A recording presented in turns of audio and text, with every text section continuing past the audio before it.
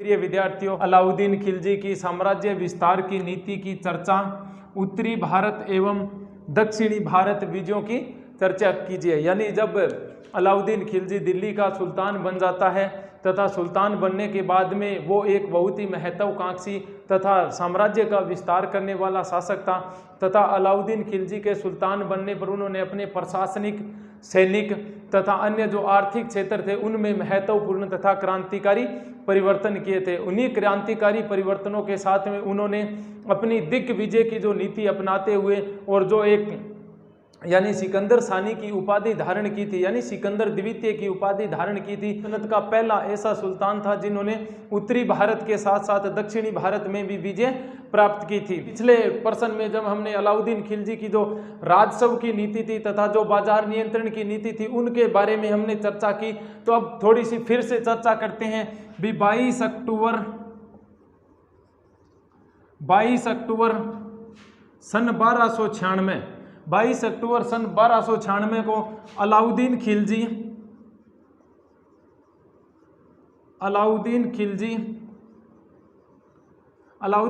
अपने चाचा जलालुद्दीन फिरोज शाह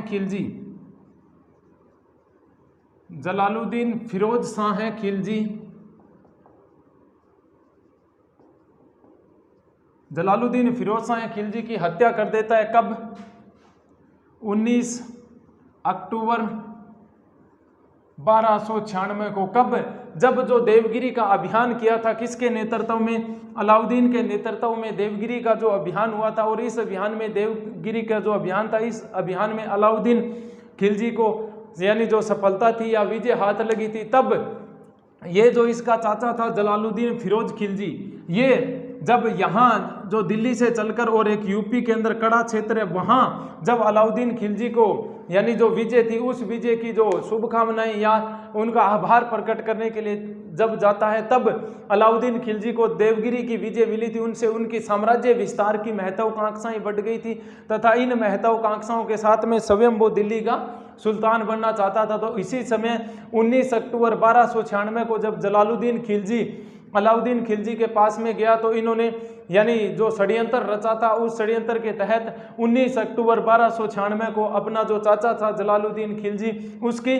धोखे से हत्या कर देता है तथा 22 अक्टूबर 1296 को दिल्ली की गद्दी पर आसीन हो जाता है। क्यों? अब हम चर्चा करते हैं भी जो अलाउद्दीन खिलजी की जो शक्तियां थी वो जो विजय थी वो विजय कितने भागों में हम विभाजित कर सकते हैं तथा कौन कौन सी विजय कब अलाउद्दीन खिलजी ने प्राप्त की थी तथा वहां से कौन कौन सी चीजें या कौन कौन से धन की प्राप्ति अलाउद्दीन खिलजी को हुई थी।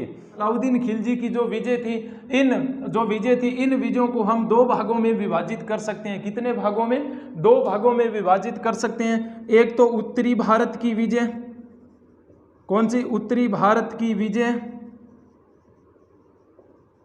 और पहली उत्तरी भारत की विजय तथा जो दूसरी विजय थी उसको हम 2 भागों में विभाजित किया था हमने। उत्तरी भारत की विजय तथा दूसरी थी दक्षिणी भारत की विजय। दक्षिणी भारत की विजय, जो दक्षिणी भारत की विजय प्राप्त करने में जो महत्वपूर्ण भूमिका निभाई थी वो किन्होंने निभाई थी? मलिक काफूर नाम का एक व्यक्ति था जो गुजरात विजय के समय नुसरत खां को एक दास के रूप में मिला था। और ये स्वयं क्या था? एक हिजड़ा था।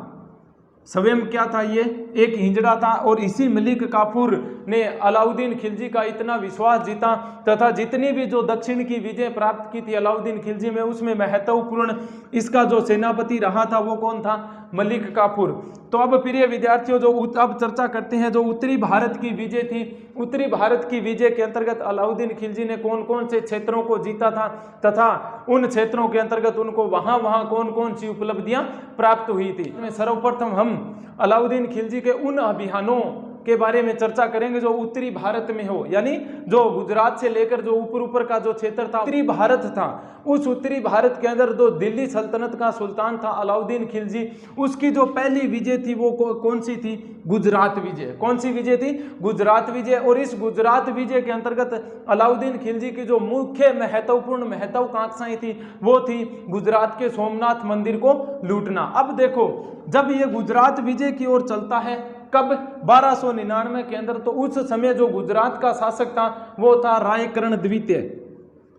रायकर्ण द्वितीय, यानी उस समय जो गुजरात का जो राजपूत राजा था उसका नाम क्या था? रायकर्ण द्वितीय। अब इस रायकर्ण द्वितीय के ऊपर अलाउद्दीन खिलजी आक्रमण करेगा कब?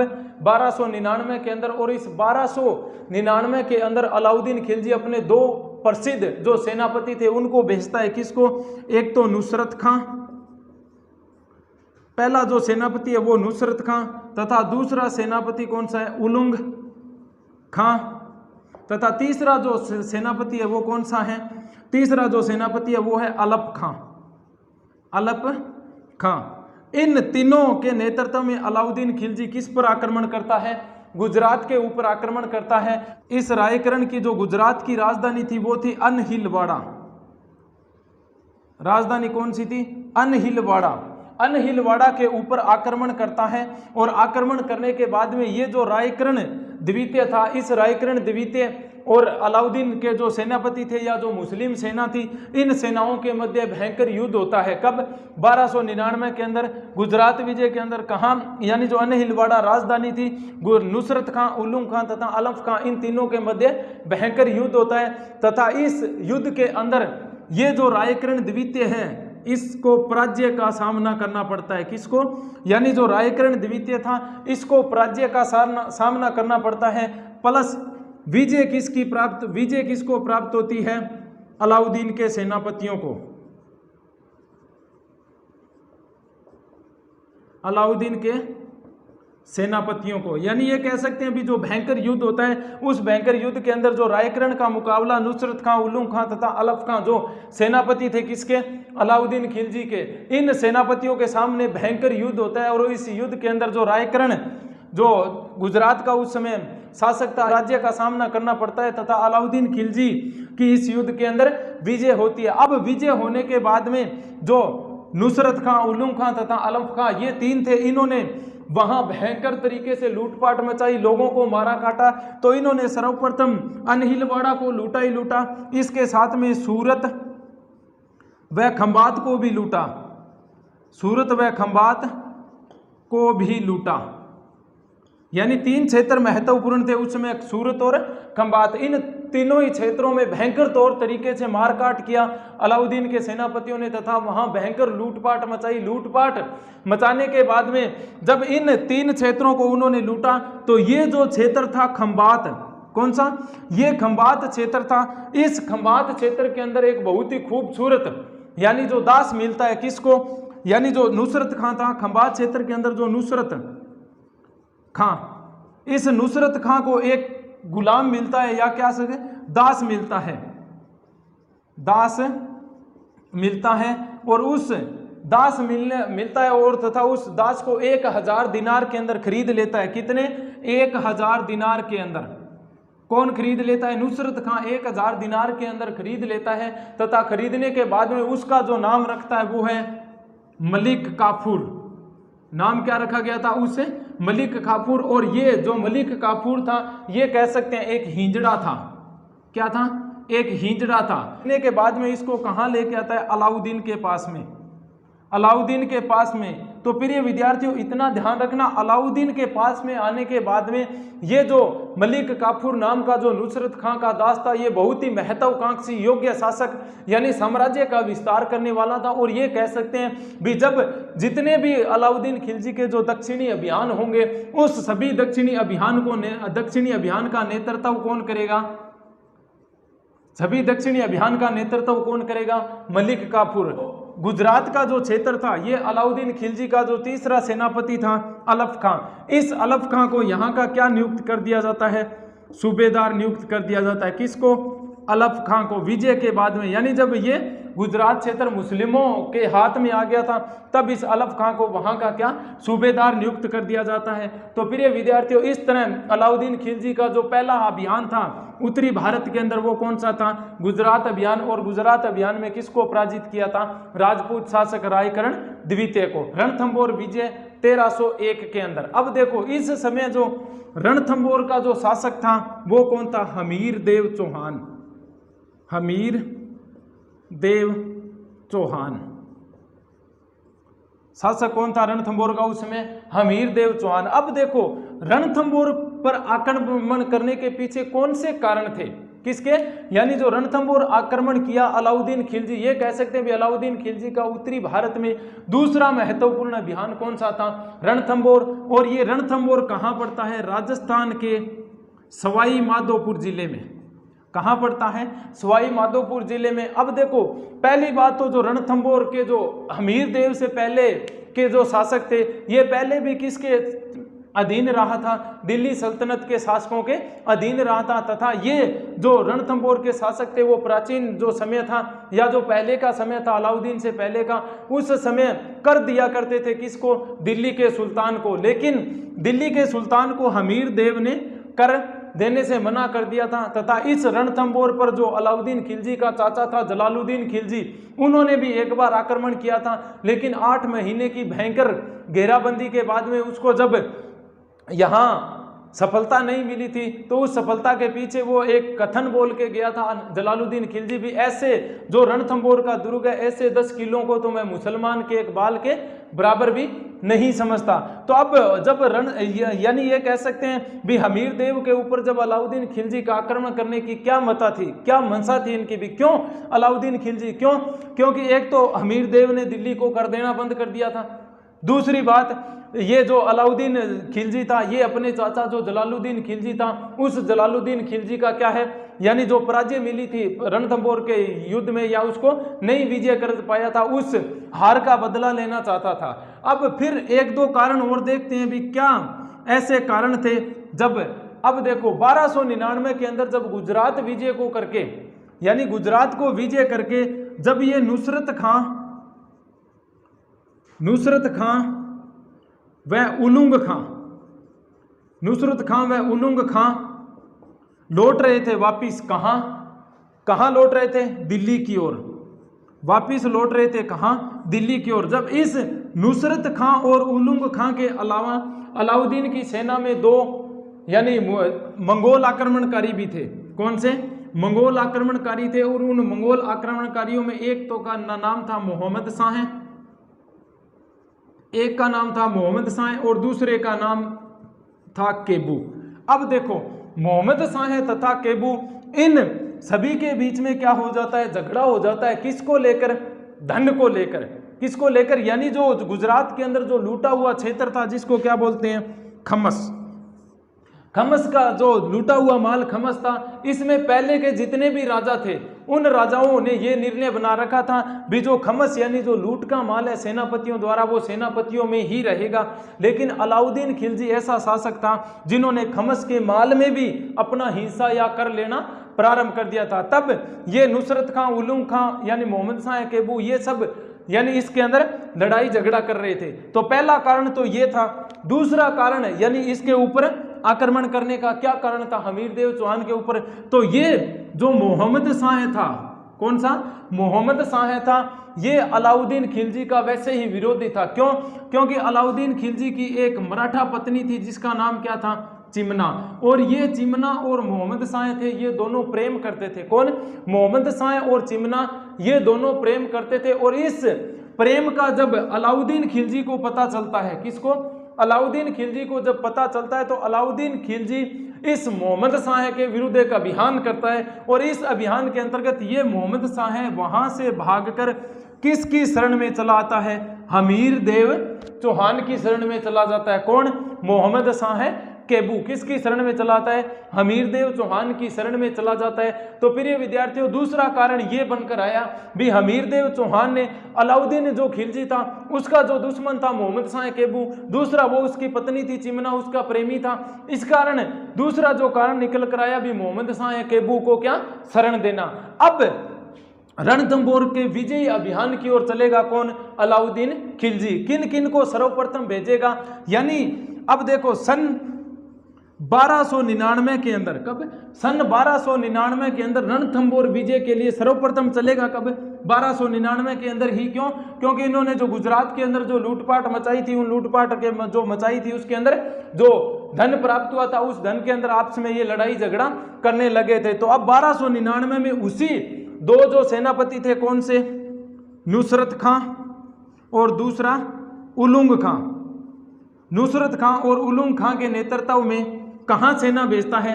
रणथंबोर की ओर। तो प्रिय विद्यार्थियों, ये जो रणथंबोर का दुर्ग था, कौन सा?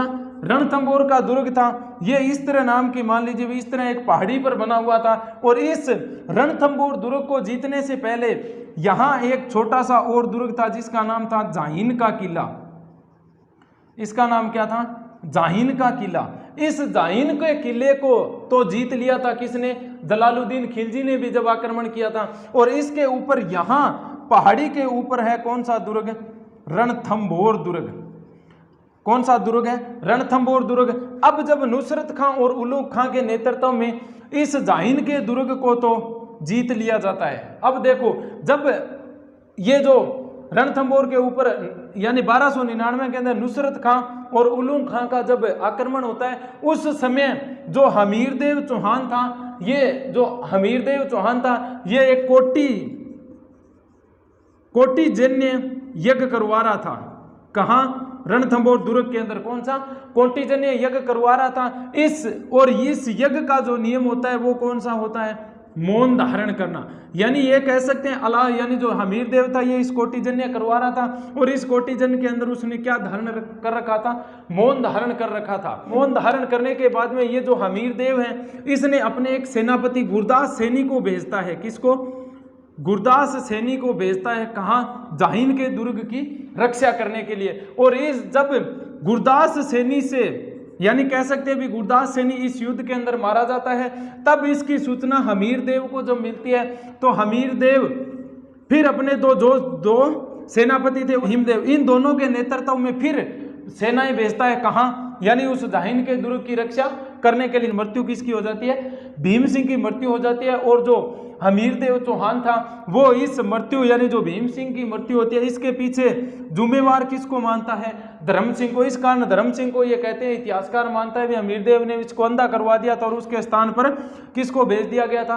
भोज को भेजा गया था। लेकिन अब देखो, जब इस यानी यहां युद्ध करने के बाद में जो भी परिस्थितियां रही, उस समय ये कह सकते हैं भी जो नुसरत खां वह जो उलुग खां था। कौन?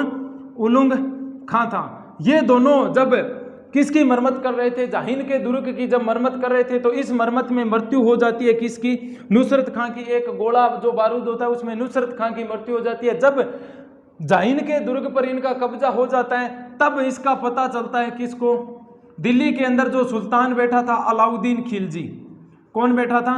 अलाउद्दीन खिलजी। अब अलाउद्दीन खिलजी स्वयं अपनी सेना लेकर चलता है। कहां से? दिल्ली से अपनी सेना लेकर चलता है, तथा उलुग खां तथा नुसरत खां के नेतृत्व में जाहिन के दुर्ग तो इन्होंने जीत लिया था। तो जैसे ही मान लीजिए ये जो दुर्ग है रणथंबोर का दुर्ग, इस रणथंबोर के दुर्ग के चारों ओर घेर लिया था किसने? अलाउद्दीन खिलजी की सेनाओं ने चारों ओर घेर लिया था।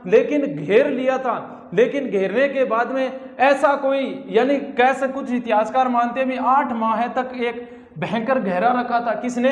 अलाउद्दीन खिलजी ने। लेकिन जब अलाउद्दीन खिलजी की जो ये घेरा होने के बाद में भी विजय की प्राप्ति की आशा न रही, तो इन्होंने एक कुटिल चाल चली, तथा उस कुटिल चाल के अंतर्गत इन्होंने जो हमीरदेव के साथ में किसकी बात चलाई?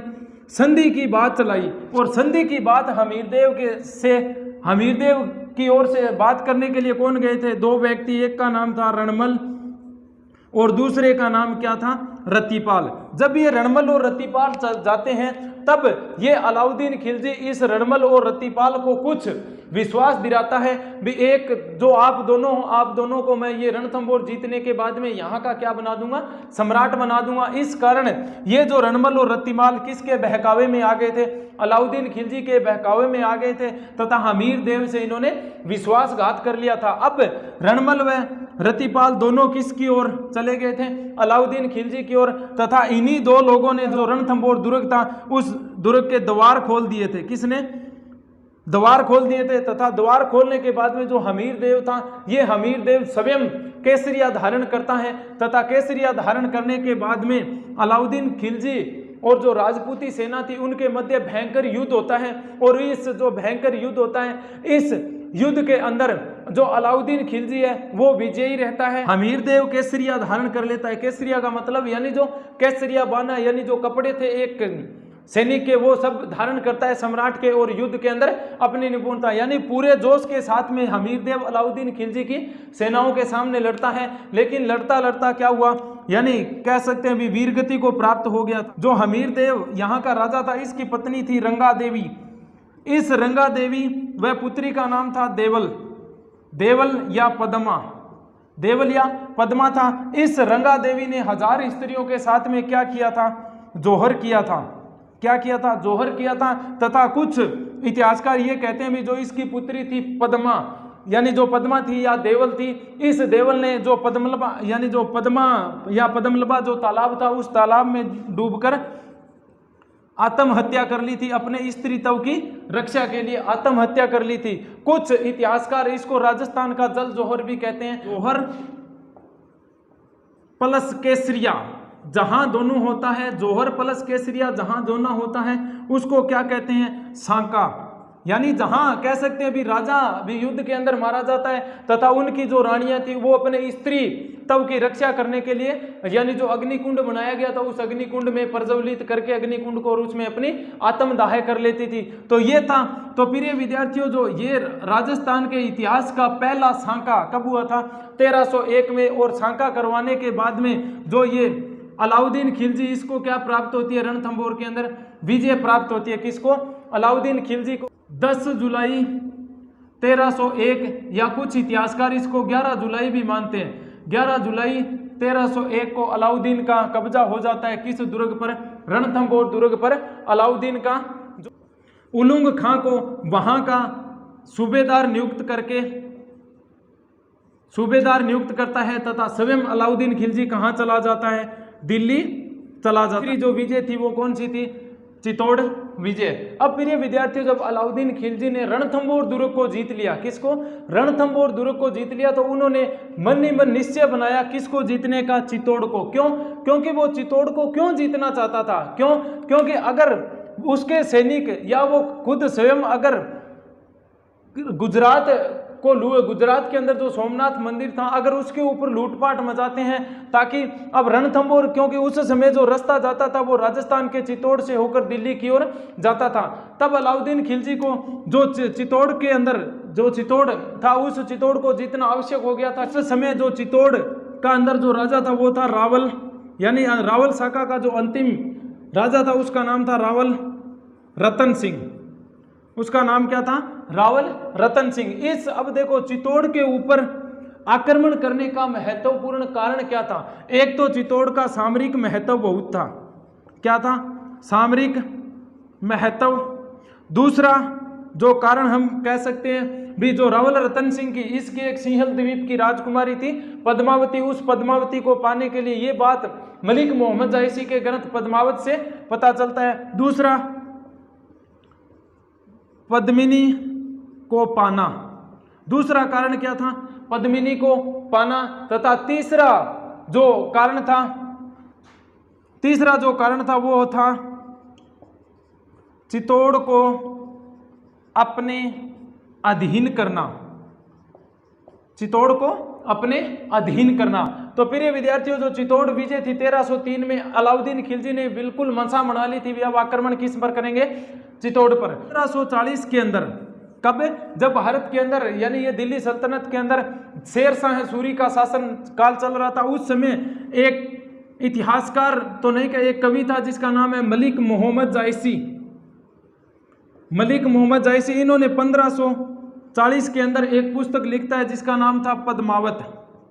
जिसका नाम क्या था, पद्मावत। कब लिखी थी, 1540 के अंदर। तो प्रिय विद्यार्थियों, पहले तो ये समझते हैं, ये जो मलिक मोहम्मद जायसी था ये एक इतिहासकार नहीं था। क्या नहीं था, इतिहासकार नहीं था, और ये क्या था, एक कवि था। और कवि का जो मुख्य कार्य होता है वो क्या होता है, कल्पना करना। मलिक मोहम्मद जायसी था, ये इन्होंने एक कविता लिखी थी जिसका नाम क्या था, पद्मावत। अगर इस पद्मावत को हम आधार माने तो कुछ ये कहते हैं भी इस जो पद्मावत थी इसके पास में यानी जो पद्मिनी थी उसके पास में एक तोता हुआ करता था, हीरामन नाम का तोता। वो हीरामन नाम का तोता एक दिन उठ करके और रतन सिंह के दरबार में आता है तथा रतन सिंह के दरबार में आकर के और इस पद्मिनी का क्या है बखान करता है, किसके सामने, ये इस रतन सिंह के सामने। लेकिन अगर इन साक्ष्यों को हम नहीं मानते हैं तो ये कहते हैं भी इस रतन सिंह के दरबार में एक ब्राह्मण रहता था जिसका नाम था राघव चेतन। क्या था? राघव चेतन। और ये राघव चेतन एक बार सिंहल द्वीप जाता है, किसके कहने पर? रतन सिंह के कहने पर सिंहल द्वीप जाता है और वहां सिंहल द्वीप का जो एक बाग होता है उस बाग के अंदर किसको देखता है? पद्मावती को देखता है। पद्मावती को देख के बनने के बाद में ये वापिस आता है और रतन सिंह को इसके बारे में बताता है भी आपकी जितनी भी जो रानियां, उस रानियों में जो सबसे सुंदर और सबसे जो यानी अच्छी लगने वाली अगर रानी होगी तो जो मैं आज देख के आया हूं पद्मावती, यानी जो पद्मिनी है सिंहल द्वीप के राजा गंधर्व सेन की पुत्री है। तो ये कहते हैं भी अगर हम संक्षिप्त में चर्चा करें तो इस जो रतन सिंह है और इस पद्मिनी की शादी हो जाती है तथा इस शादी के अंदर राघव चेतन के अंतर्गत जो बात कही गई थी उसके अंदर गोरा और बादल नाम के दो सेनापति मिले थे, किसको? रतन सिंह को। किसके रूप में? दहेज के रूप में। अब प्रिय विद्यार्थियों बात करते हैं, अब देखो जब 1303 के अंदर चित्तौड़ के ऊपर आक्रमण होता है, किसका? अलाउद्दीन खिलजी का। तो जब हम अलाउद्दीन खिलजी का आक्रमण होता है तो ये अलाउद्दीन जो खिलजी था इस राघव चेतन जिसके साथ में कुछ लड़ाई झगड़े हो गए थे रतन सिंह के, तो ये चल करके और दिल्ली किसके दरबार में चला जाता है? अलाउद्दीन खिलजी के दरबार में चला जाता है तथा अलाउद्दीन खिलजी के दरबार में जाने के बाद में ये लगभग ये कहते इतिहासकार मानते हैं, पद्मावत जो ग्रंथ है उसके हिसाब से ये कहता है भी जो ये पद्मिनी थी, इस पद्मिनी की जो सुंदरता थी उसका बखान 4 या 5 घंटे करता है, किसके सामने? अलाउद्दीन खिलजी के सामने करता है। तब अलाउद्दीन खिलजी ने इतिहासकार या जो पद्मावती उसके हिसाब से दिल्ली के यानी जो चित्तौड़ के ऊपर आक्रमण किया उसमें यानी अलाउद्दीन खिलजी ने किसको पाने के लिए किया था? पद्मावती को पाने के लिए। इतिहासकार ये मानते हैं भी जो अलाउद्दीन खिलजी जो स्वयं दिल्ली का बादशाह था वो एक बार यानी संधि के तहत ये कह सकते हैं भी दिल्ली से आक्रमण करने के लिए 1302 के अंदर चलता है। कहां से? दिल्ली से। और किसके ऊपर आक्रमण करने के लिए? चित्तौड़ पर आक्रमण करने के लिए चलता है तथा जो चित्तौड़ का दुर्ग था उसके ऊपर 8 मास तक घेरा रखता है। क्या? 8 मास तक घेरा रखता है तथा घेरा रखने के बाद में जब इनको सफलता नहीं मिलती है, किसको? सफलता नहीं मिलती है अलाउद्दीन खिलजी को, तब ये किसका सहारा लेता है?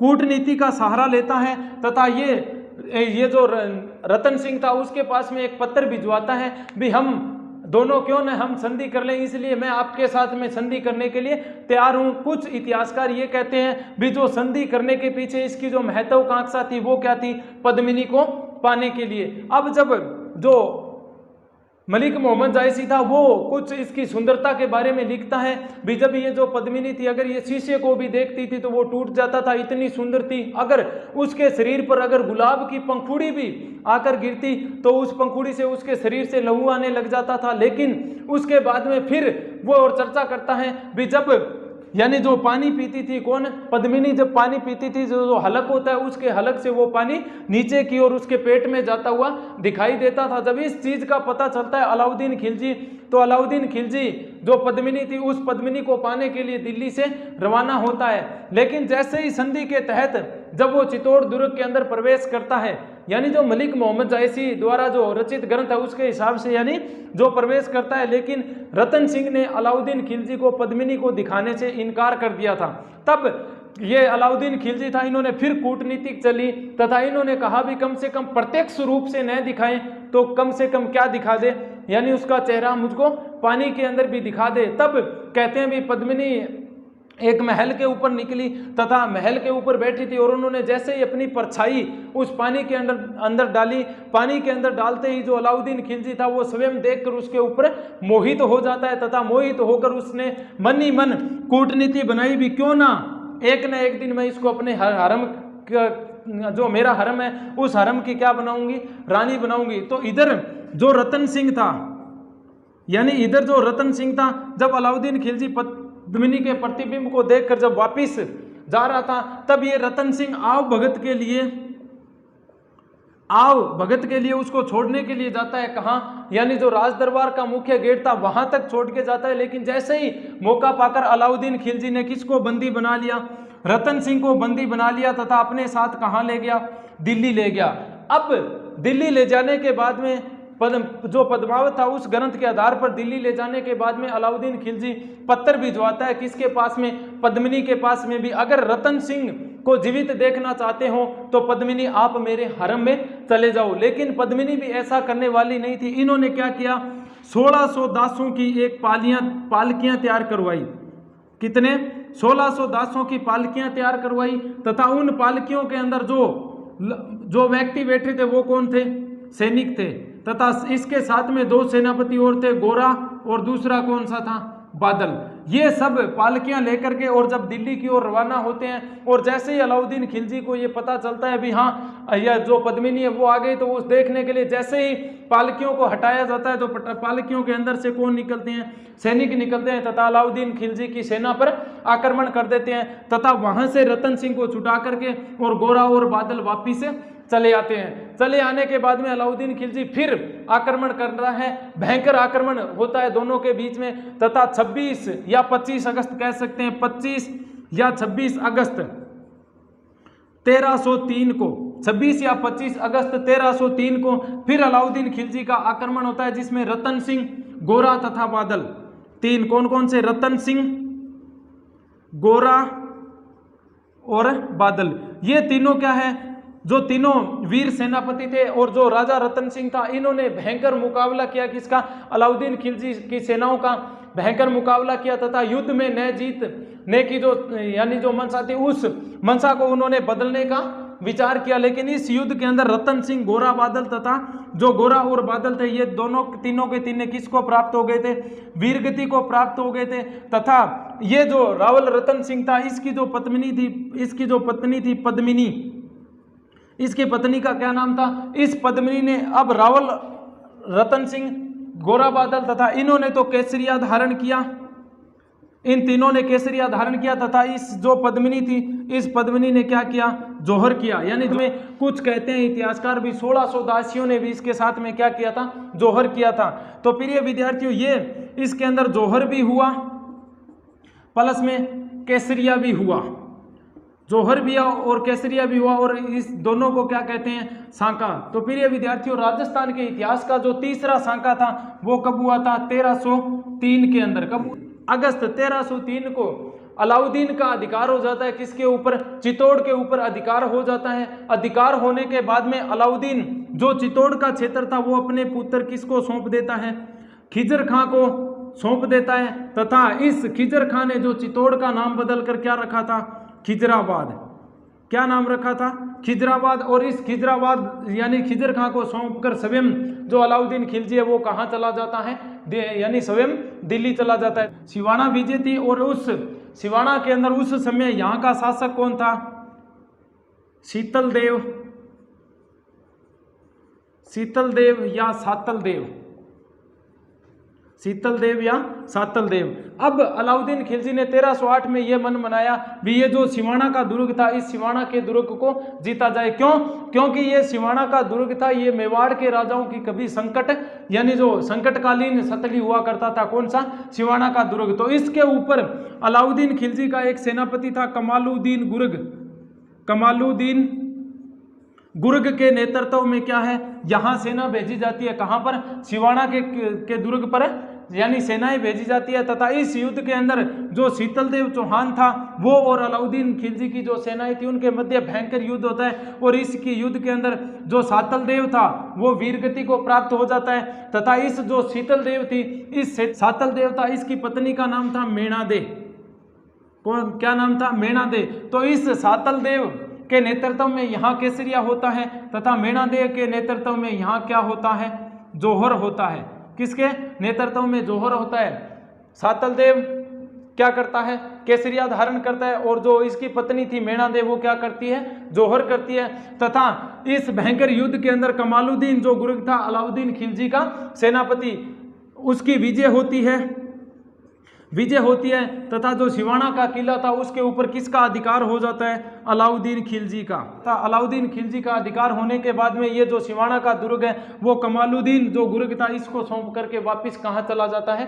दिल्ली। अंतिम जो उत्तरी भारत के अंदर ये कह सकते हैं जो अंतिम विजय थी किसकी? अलाउद्दीन खिलजी की। वो कौन सी थी? जालोर विजय। अब देखो सन 1311 के अंदर अलाउद्दीन खिलजी ने किसको जीतने का मन बनाया? जालोर को। और उस समय जो जालोर का शासक था वो कौन था? कान्हड़देव चौहान।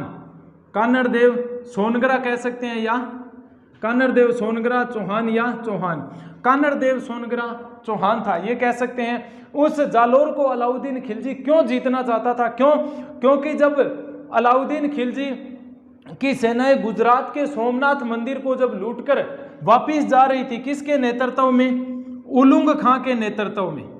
किसके नेतृत्व में? उलुंग खां के नेतृत्व में जब गुजरात के सोमनाथ मंदिर को लूटकर जा रही थी तब इस कान्हड़देव चौहान ने किसके ऊपर आक्रमण किया?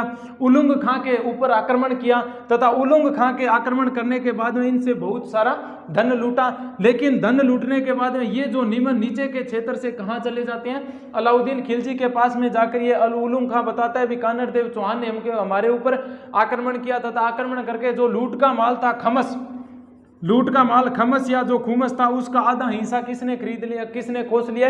यानी ये जो कान्हड़देव चौहान था। तो प्रिय विद्यार्थियों, अगर हम जालोर के ऊपर आक्रमण करने के पीछे जो कारण देखें तो पहला तो यही है। किसका?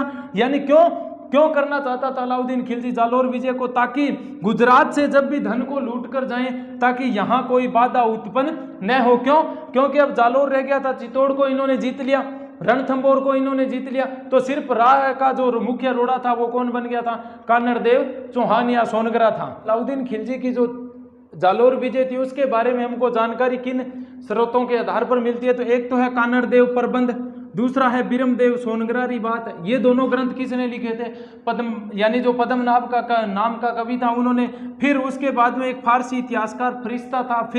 फिर उसके बाद में जो चौथी जानकारी मिलती है वो किसके? नैन्सी के माध्यम से मिलती है। अब देखो इन्हीं जानकारी के आधार पर ये कहते हैं भी जो अलाउद्दीन खिलजी से यानी जो कान्हड़देव चौहान था इससे जब रास्ता मांगा गया था गुजरात विजय के बाद में तो इन्होंने मना कर दिया था। तब यानी जो कह सकते हैं भी 1305 के अंदर, कब? 1305 के अंदर अलाउद्दीन खिलजी संधि के लिए एक व्यक्ति को भेजता है। संधि के लिए किसको भेजता है? एन मुलक मुल्तानी को। किसको भेजता है? एन मुलक मुल्तानी को भेजता है। किसके पास में? कान्हड़देव के पास में। किसके पास में भेजता है संधि के लिए? कान्हड़देव के पास में। ये बात कौन कहता है? फरिश्ता ये कहता है भी सन 1305 के अंदर एन मुलक मुल्तानी जो सेनापति यानी जो कह सकते हैं भी संधि करता या सेनापति था किसका? अलाउद्दीन खिलजी का तथा कान्हड़देव, इन दोनों के मध्य संधि हो जाती है। कब? 1305 में। तथा उस संधि के तहत ये कहते हैं भी जो कान्हड़देव था वो उसके अलाउद्दीन खिलजी के दरबार में भी नहीं गया था। लेकिन उसके बाद में ये जो नैन्सी है ये यानी जालोर विजय या अलाउद्दीन खिलजी और कान्हड़देव के मध्य क्या कारण थे यानी जो संघर्ष के, वो बता रहा है। तो ये नैन्सी क्या करता है? प्रेम स्टोरी बताता है। कौन? नैन्सी प्रेम स्टोरी बताता है। क्यों? क्योंकि जो कान्हड़देव था इसका एक लड़का था विरमदेव। कौन सा लड़का था? विरमदेव। प्लस ये जो अलाउद्दीन खिलजी थी इसकी एक लड़की थी जिसका नाम था फिरोजा। लड़की का क्या नाम था? फिरोजा। ये फिरोजा प्रेम करती थी किससे? बिरमदेव थे। तथा बिरमदेव एक बार कहते हैं भी ये फिर नैन्सी ये कहता है भी जो कान्हड़देव था वो स्वयं 1305 में संधि के तहत नहीं गया था। कहाँ? अलाउद्दीन खिलजी के दरबार में। और किसको भेज दिया था? अपने लड़के बिरमदेव को। तो जैसे ही बिरमदेव को ये फिरोजा देखती है कि नैन्सी कहता है भी ये फिरोजा देखती है तो ये कहते हैं भी ये फिरोजा थी, ये बिरमदेव के ऊपर मोहित हो जाती है तथा ये इनसे प्रेम करने लग जाती है। ये बात कौन कहता है? नैन्सी कहता है। अब देखो, अब जब नैन्सी के इस बात के अंदर जब ये बिरमदेव एक बात कहते हैं भी रात के समय में ये बिरमदेव वापिस भागकर आ जाता है। कहाँ? अपने पिता कान्हड़देव के पास में। और कान्हड़देव के पास में आने के बाद में जब ये कौन जो फिरोजा थी ये किसके पास में जाती है? अलाउद्दीन के पास में।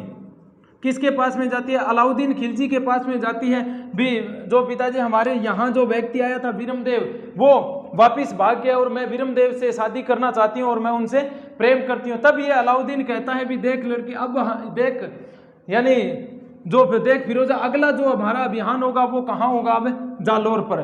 तो अब अलाउद्दीन खिलजी एक ऐसे व्यक्ति का चुनाव करता है जिसका नाम है कमालुद्दीन गुर्ग। कमालुद्दीन गुर्ग। अब देखो ये जो कमालुद्दीन गुर्ग था, ये वही कमालुद्दीन गुर्ग है जिनको सिवाना का दुर्ग दे करके और चला, यानी दे करके वापस दिल्ली चला गया था कौन, अलाउद्दीन खिलजी। अब देखो इस कमालुद्दीन खिलजी के नेतृत्व में सेना भेजी जाती है, कहाँ, जालोर के ऊपर आक्रमण करने के लिए। किसको भेजा जाता है, तो इधर से जो कानड़देव चौहान था, उस कानड़देव चौहान के जो सेनापति थे, एक का नाम था जेता तथा दूसरे का नाम क्या था, देवड़ा। जेता और देवड़ा के नेतृत्व में सेनाएं भेजता है कौन, कानड़देव। कौन भेजता है, कान्हड़देव। लेकिन ये जो जेता और सेनाएं ये वीरता पूर्वक लड़ते हैं तथा लड़ने के बाद में यानी ये वीरगति को प्राप्त हो जाते हैं। अब देखो फिर जब जालोर विजय के लिए अलाउद्दीन खिलजी का अगला जब आक्रमण होता है, किसके नेतृत्व में, कमालुद्दीन गुर्ग के नेतृत्व में आक्रमण करते हैं तथा इतिहासकार ये कहते हैं भी इस युद्ध के अंदर जो कानड़देव था वो कानड़देव वीरता के साथ लड़ता है, वीरता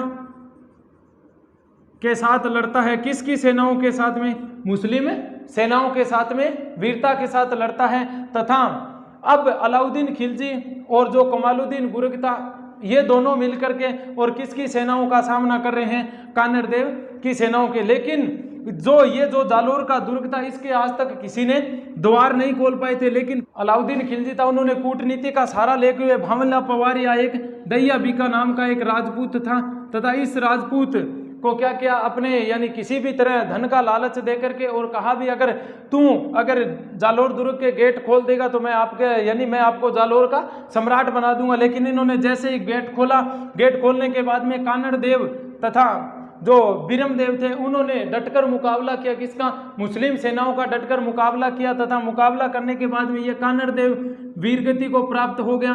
तथा जो कानड़देव की पत्नी थी जेसल, कानड़देव की पत्नी थी जेसल कह सकते हैं, या इसका नाम था जेतल देवी। इसके नेतृत्व में क्या हुआ, जौहर हुआ। इसके नेतृत्व में जौहर हुआ। जेतल देवी ने जौहर किया तथा कान्हड़देव ने केसरिया धारण किया। केसरिया धारण करके और ये कानड़देव वीरगति को प्राप्त हो गया तथा इस जेतल देवी ने अग्नि में जलकर अपने प्राणों की आहुति दे दी थी। यहाँ अलाउद्दीन खिलजी को विजय प्राप्त होती है तथा इसी कमालुद्दीन गुर्ग को यहाँ का नेतृत्व सौंपकर अलाउद्दीन खिलजी कहाँ चला जाता है, दिल्ली चला जाता है। तथा यही अलाउद्दीन खिलजी जालोर दुर्ग का नाम बदलकर क्या करता है, जलालाबाद। क्या नाम करता है, जलालाबाद। अलाउद्दीन खिलजी ने उत्तरी भारत के अंदर जितनी भी विजय प्राप्त की वो किसी न किसी कूटनीति या किसी के साथ में विश्वासघात करके ही विजय पाई थी। उत्तर भारत को जीतने के बाद में अलाउद्दीन खिलजी की जो दक्षिणी विजय थी, यानी गुजरात से नीचे का जो क्षेत्र था उस क्षेत्र के ऊपर उन्होंने विजय प्राप्त की। तथा यहाँ जो दक्षिणी भारत था, दक्षिणी भारत के अंदर अलाउद्दीन खिलजी ने यहाँ के राजाओं को अपनी अधीनताएं स्वीकार नहीं कराई, लेकिन जो दक्षिणी भारत का उपजाऊ क्षेत्र था वहाँ से इन्होंने क्यों आक्रमण किया वहाँ पर, ताकि वहाँ से अच्छा धन प्राप्त कर सके। दक्षिणी जो अभियान थे उस दक्षिणी अभियान का नेतृत्व करने वाला व्यक्ति कौन होगा, मलिक काफूर। कौन होगा, मलिक काफूर। ये वही मलिक काफूर है जो एक क्या था, किन्नर कह सकते हैं हम जिसको, ये क्या था, एक किन्नर था। और ये किसने खरीदा था, नुसरत खान ने। किसने खरीदा था, नुसरत खान ने। कब, जब ये गुजरात को विजय कर वहां से लौट रहे थे तब मलिक काफूर नाम का एक किन्नर मिला था। तो अब देखो ये किन्नर जो अलाउद्दीन खिलजी की सेना में भर्ती हो जाता है तथा अलाउद्दीन खिलजी का विश्वास जीत लेता है। तो जितनी भी दक्षिणी विजय प्राप्त की थी अलाउद्दीन खिलजी, उसका मुख्य महत्वपूर्ण भूमिका निभाने वाला सेनापति कौन था, मलिक काफूर। ये था तो एक किन्नर, लेकिन सबसे विश्वास पात्र सेनापति था किसका, अलाउद्दीन खिलजी का। भारत के अंदर जो पहली विजय थी वो कौन सी थी, देवगिरी विजय। और उस समय देवगिरी का जो शासक था वो एक यादव वंशी था, यादव वंशी। और उस यादव वंशी का नाम था रामचंद्र देव। रामचंद्र देव। अब देखो इस रामचंद्र देव के ऊपर अलाउद्दीन खिलजी किसके नेतृत्व में, मलिक काफूर के नेतृत्व में आक्रमण करेगा, मलिक काफूर के नेतृत्व में आक्रमण करेगा। प्लस मलिक काफूर की सहायता के लिए एक व्यक्ति भेजेगा जिसका नाम क्या है, अलफ खां। उस व्यक्ति का नाम क्या है, अलफ खां। जब मलिक काफूर और अलफ खां इस यादव वंशी रामचंद्र देव के ऊपर क्या करते हैं, आक्रमण करते हैं, तथा अलफ खां को इसकी सहायता के लिए भेजा जाता है। मलिक काफूर और ये जो रामचंद्र देव थे, इन दोनों के मध्य भयंकर युद्ध होता है। किसके मध्य, रामचंद्र देव और मलिक काफूर के मध्य भयंकर युद्ध होता है। तथा इस युद्ध में पराजय किसकी होती है,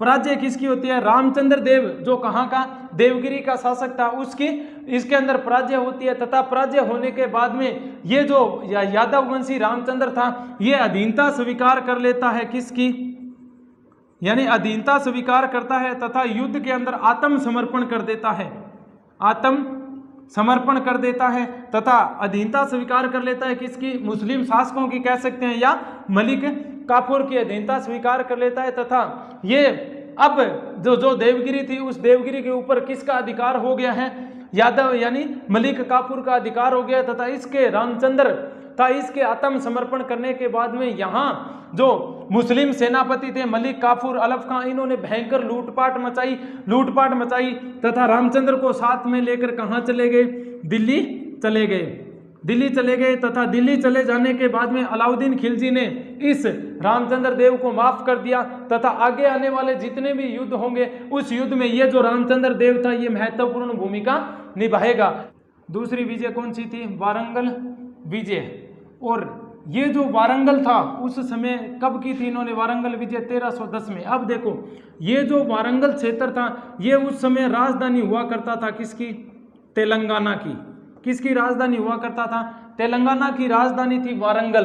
तथा यहाँ का जो सम्राट था या शासक था, वो था प्रताप रुद्र देव। यहाँ का सम्राट कौन था, प्रताप रुद्र देव। और वारंगल था किसकी राजधानी थी, तेलंगाना की। अब देखो अलाउद्दीन खिलजी ये जो वारंगल क्षेत्र था, इस वारंगल क्षेत्र को जीतना चाहता था। क्यों, क्योंकि यहाँ का क्षेत्र तो धन संपन्न था और अलाउद्दीन खिलजी को ये पता था भी अगर दक्षिणी भारत को अगर जीतेंगे तो वहाँ से धन संपदा सबसे ज़्यादा प्राप्त होगी। तो अलाउद्दीन खिलजी इस वारंगल क्षेत्र में उसी मलिक काफूर के नेतृत्व में सेनाएं भेजता है, मलिक काफूर के नेतृत्व में सेनाएं भेजता है। कहाँ, वारंगल की ओर। और ये जो वारंगल था, इस वारंगल का जो किला था, उस किले को घेर लिया जाता है। वारंगल के किले को घेर लिया जाता है, किसके द्वारा, मलिक काफूर के सेनापतियों द्वारा घेर लिया जाता है। तथा ये जो प्रताप जो रुद्रदेव था, इन्होंने किले के अंदर ही अंदर जब संकट में स्थिति हो गई थी, तथा साथ ही ये जो प्रताप रुद्रदेव था, इन्होंने जो मलिक काफूर की जो सेनाएं थी, मुस्लिम सेनाएं थी, उस मुस्लिम सेनाओं का डटकर मुकाबला किया। लेकिन मुकाबला करने के बाद में जब जो किले के अंदर बंद थे उन लोगों के लिए भोजन वह पानी की आवश्यकताएं महसूस होने लगी, लोग भूख के मारे मरने लगे। तब ये संकटकालीन जो समय था, उस समय को देखकर ये जो रुद्र प्रताप या प्रताप रुद्रदेव था, इन्होंने मलिक काफूर के साथ में क्या कर ली, संधि कर ली। और उस संधि के तहत एक तो इसको कोहिनूर का हीरा दिया, हीरा दिया गया, भारी मात्रा में धन मिला। किसको, मलिक काफूर को। किसके द्वारा दिया गया, प्रताप रुद्रदेव के द्वारा। तो प्रिय विद्यार्थियों, जो दूसरी विजय थी अलाउद्दीन खिलजी की दक्षिणी भारत में, वो क्या थी, वारंगल विजय। और कब विजय की थी, 1310 में। और मलिक काफूर ने भी आक्रमण कब किया था, 1310 के अंदर। और पराजित कौन हुआ था, प्रताप रुद्रदेव। खिलजी की दक्षिणी भारत के अंदर जो तीसरी महत्वपूर्ण विजय थी, वो थी होयसल विजय। इस होयसल विजय को क्या कहा जाता है, द्वार समुद्र विजय भी कहा जाता है। दूसरा नाम क्या है इसका, द्वार समुद्र विजय। अब देखो यहाँ जो होयसल क्षेत्र था, उसके अंदर किसका शासन था उस समय, यहाँ का जो सम्राट था उसका नाम था वीरबलाल III। अब देखो जब इधर से अलाउद्दीन खिलजी मलिक काफूर के सेनापतित्व में, मलिक काफूर के सेनापति तो में 1310 के अंदर आक्रमण करने के लिए सेनाएं भेजता है। 1310 के अंदर किसके नेतृत्व में, मलिक काफूर के नेतृत्व में 1310 में किस क्षेत्र पर आक्रमण के लिए सेनाएं भेजता है, होयसल को विजय प्राप्त करने के लिए। लेकिन इस समय जो यहाँ का सम्राट था कौन, वीर बलाल। ये जो वीर बलाल था वो अपने क्षेत्र को छोड़कर खुद मदुरा एक क्षेत्र है दक्षिणी भारत के अंदर, वहां मदुरा के अंदर आक्रमण करने के लिए गया हुआ था। कहां, मदुरा के अंदर आक्रमण करने के लिए गया हुआ था कौन, वीर बलाल जो सम्राट था कहां का, होयसल का। वो मदुरा के लिए आक्रमण करने के लिए गया हुआ था। 10 के अंदर होयसल के ऊपर आक्रमण कर देता है। तब जब वीर बलाल को, किसको, वीर बलाल को जब इस चीज का पता चलता है भी तू तो यहाँ मदुरा के आक्रमण को विफल करने में लगा हुआ है, लेकिन जो पीछे से जो तेरा क्षेत्र है कौन सा, वह होयसल या द्वार समुद्र, उसके ऊपर आक्रमण कर दिया किसने, अलाउद्दीन खिलजी के सेनापति मलिक काफूर ने। तब वह उस युद्ध को या बीच में ही छोड़कर वापिस आता है कहां, द्वार समुद्र की रक्षा करने के लिए। लेकिन जैसे ही द्वार समुद्र की रक्षा करने के लिए आता है तब तक मलिक काफूर के सेनापतियों ने अधिकांश भाग पर कब्जा कर लिया था। किसके, होयसल क्षेत्र के अधिकांश भाग पर कब्जा कर लिया था। तब ये जो वीर बलाल था ये जब द्वार समुद्र की रक्षा करने में, किसकी, द्वार समुद्र की रक्षा करने में असफल रहा, द्वार समुद्र की रक्षा करने में जब ये असफल रहता है तब ये जो मलिक काफूर था उसके साथ में ये संधि कर लेता है।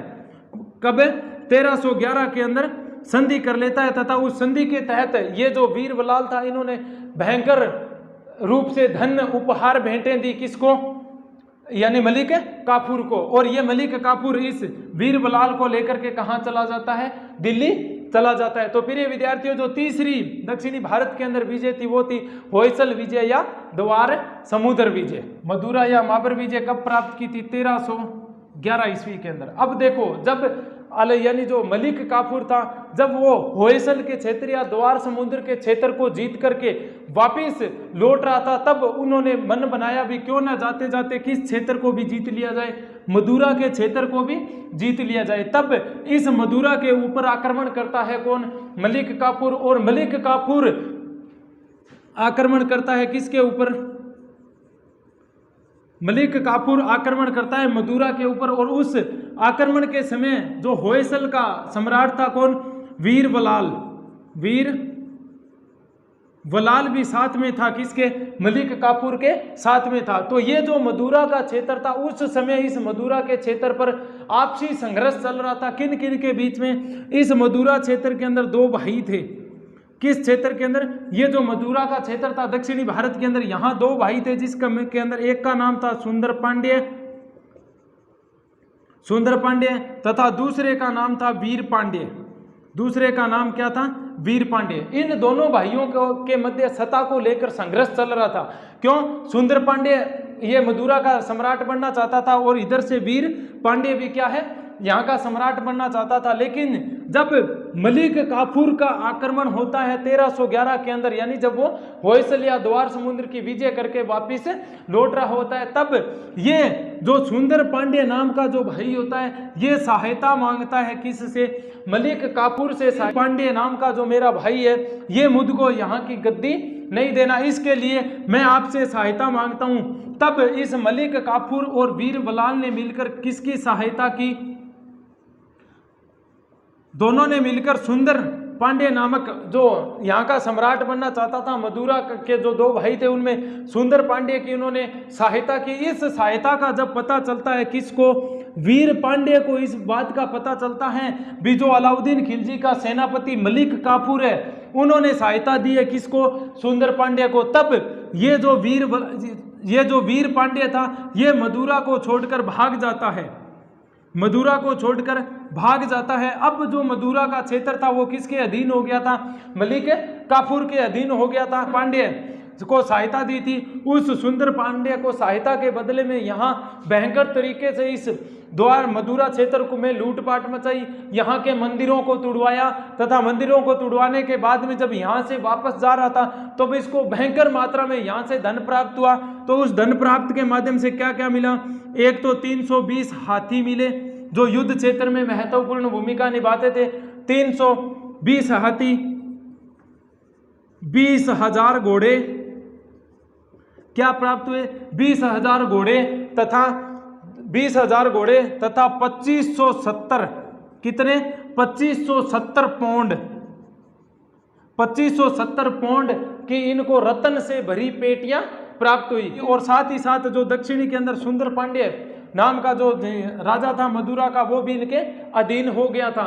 तो इस प्रकार प्रिय विद्यार्थियों, जो अलाउद्दीन खिलजी ने उत्तरी भारत के अंदर जो विजय प्राप्त की थी वो तो अपने अधीन करने के लिए, लेकिन जो दक्षिणी भारत के अंदर जो विजय प्राप्त की थी वो किसके, यानी धन कमाने के क्षेत्र में। धन्यवाद।